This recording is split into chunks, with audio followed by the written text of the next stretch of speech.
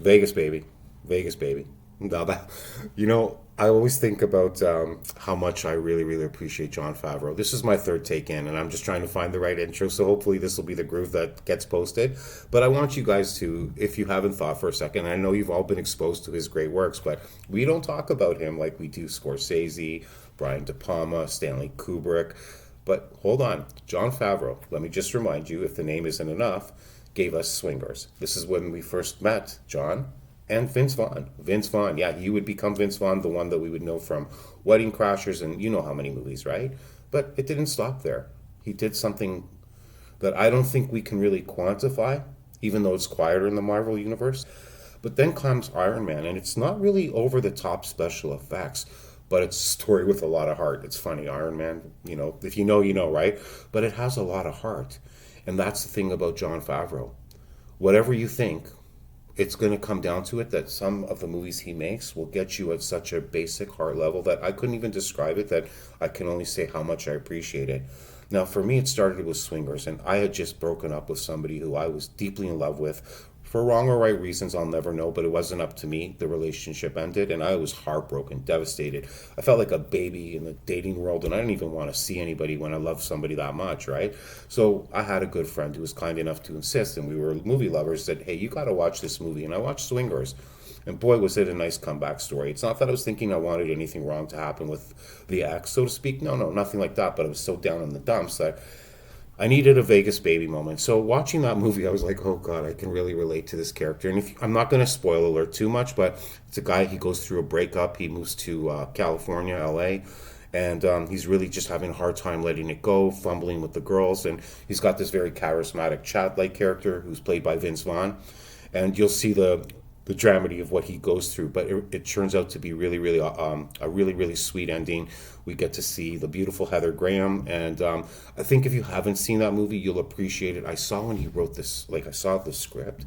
He's insane, in a good way. Okay, next, Iron Man. What did Iron Man do? Well, Iron Man unleashed the Marvel Universe, didn't it? If that movie was not a success, what else would we expect to see? Logically, am I right or wrong? You can let me know what you think, but without Iron Man, we would not have got the rest.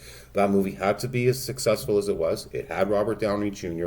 Thank you. I love you. I know I don't like everything you do, but it's not anything like that. It's just what movies you like and don't, just by story. But you also did amazing as Sherlock Holmes in the Guy Ritchie films. Thank you, Robert Downey Jr., but thank you, Jon Favreau, for putting it together that he should be casted for that. So how could Jon Favreau not go much further than that? Well, it took maybe not a sidestep, but he went and did a movie called Chef. Chef was in 2014.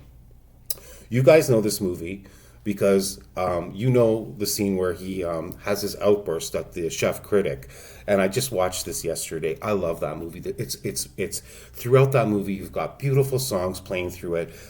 The beautiful Sophie Vergara. Oh my gosh, she's just, you feel guilty. For me, it's like there's a moment of like, I'll feel guilty if I take my eyes off the screen. She's just very beautiful. But again, I'm talking about the art, the movie, the everything, right?